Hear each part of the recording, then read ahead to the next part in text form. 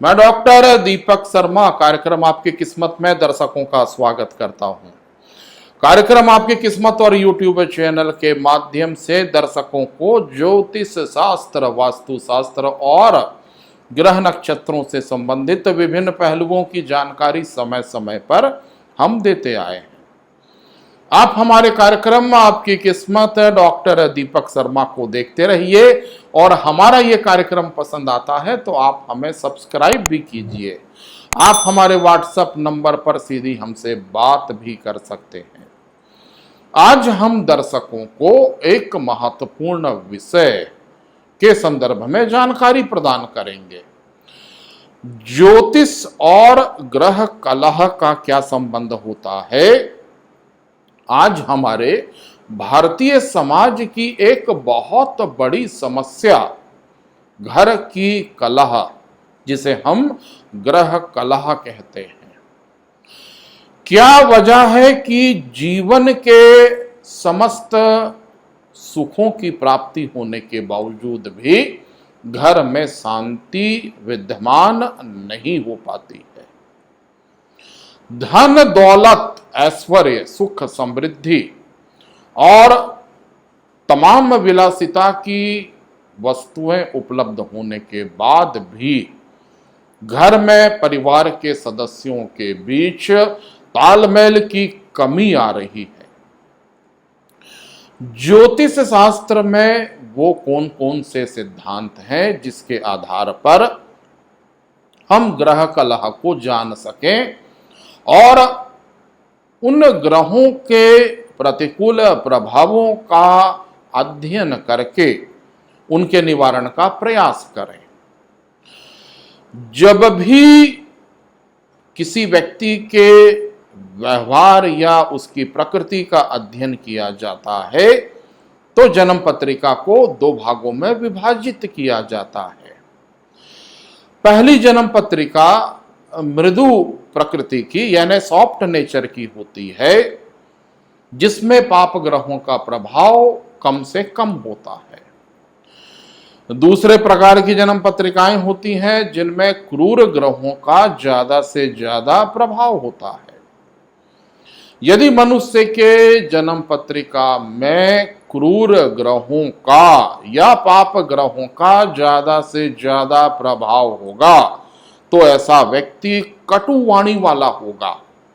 वो बात बात में अपशब्दों का प्रयोग करेगा और ऐसे व्यक्ति के शब्दों या ऐसे व्यक्ति के द्वारा बोले जाने वाले वाक्यों से घर में कलह का वातावरण निर्मित होगा।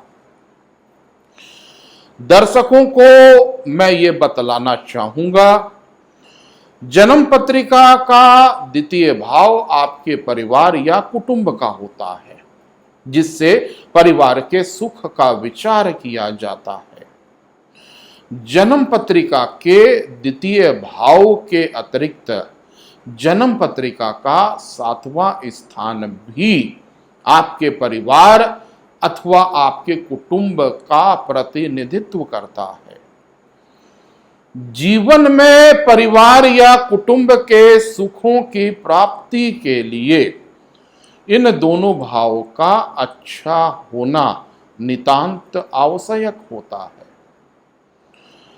जिन जातकों की जन्म पत्रिका में जन्म पत्रिका का दूसरा भाव अथवा 7वां स्थान यदि प्रतिकूल है तो हमें ग्रह कलह का सामना करना पड़ता है।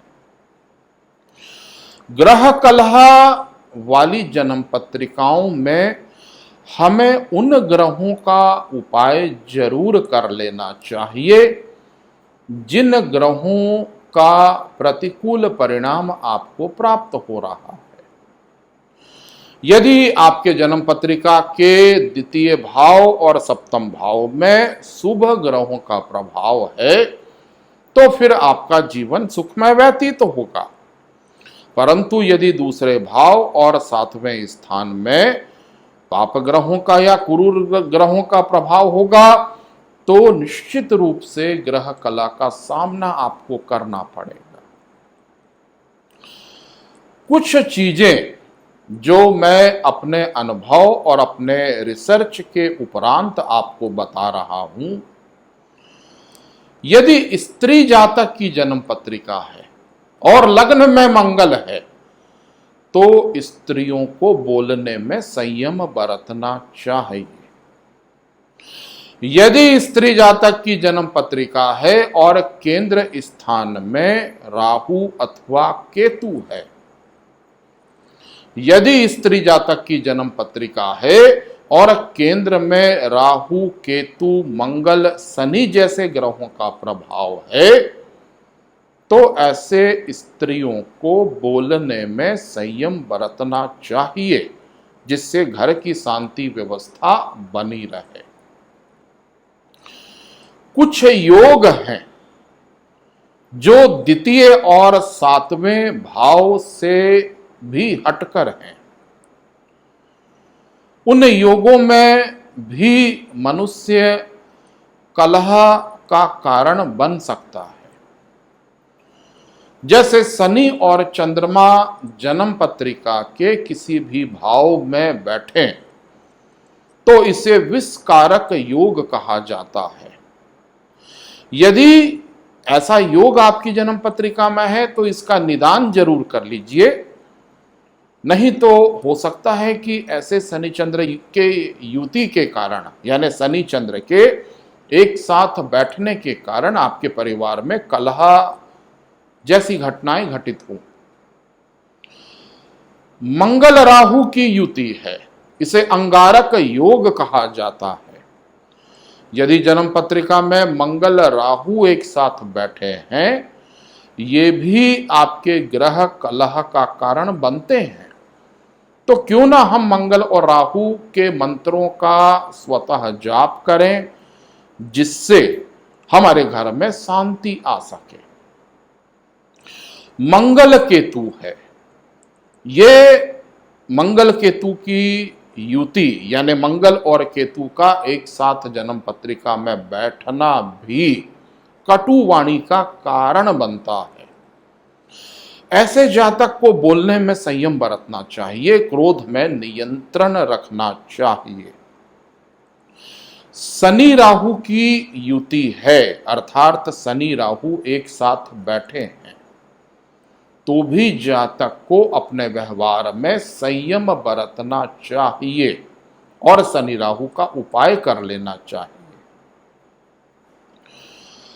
जितने ज्यादा पाप ग्रह आपके केंद्र स्थान पर विराजमान होंगे, घर का वातावरण उतना प्रभावित हो सकता है। इन ग्रहों का उपाय तो करें और यदि ऐसा प्रतिकूल योग निर्मित होता है तो हमें कोशिश करना चाहिए कि हम बोलते समय संयम, अर्थात ऐसा कोई वचन नहीं बोलें जिससे दूसरों को ठेस पहुंचे। कभी कभार शनि मंगल की युति भी प्रतिकूल मानी जाती है। शनि मंगल भी कहीं केंद्र स्थान पर विराजमान हो जाए तो ये शनि मंगल भी आपके पारिवारिक और आपके ग्रह कलह का कारण बन सकता है। यदि जन्म पत्रिका में नीच ग्रहों की संख्या ज्यादा है, जैसे कि नवग्रहों में 3 अथवा 3 से अधिक ग्रह नीच के होकर के आपके जन्म पत्रिका में विद्यमान है, तो भी उन ग्रहों का मंत्र का जाप आपको स्वतः कर लेना चाहिए। गुरु राहु की युति है तो चांडाल योग का निर्माण होता है और ऐसा चांडाल योग जो है वो क्रोध का कारण बनता है। ऐसे क्रोध के कारण भी ग्रह कलह होती है, तो उस चंडाल योग का हम निवारण करें। बृहस्पति और राहु के मंत्रों का स्वतः जाप करें।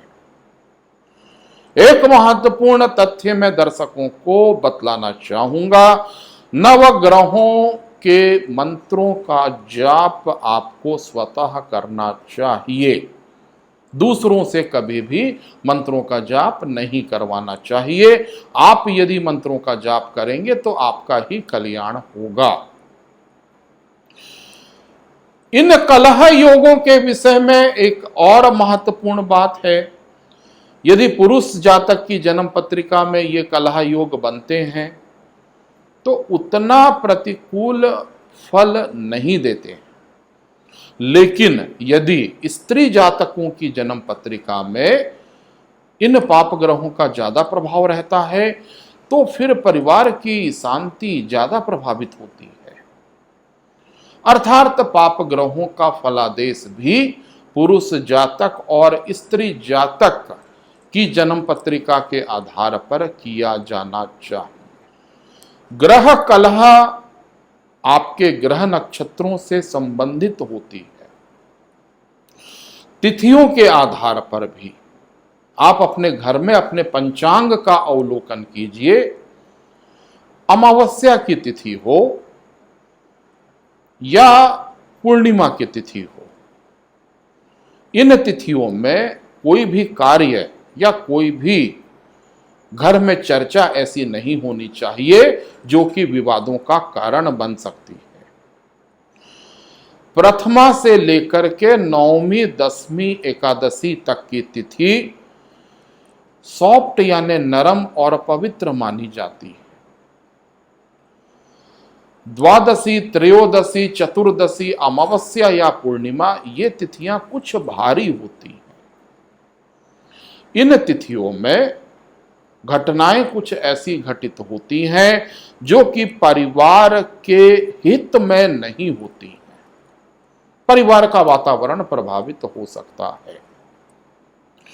सूर्य ग्रहण हो या चंद्र ग्रहण हो, ऐसे समय में भी परिवार में किसी भी विवाद के संदर्भ में बोलने से बचना चाहिए।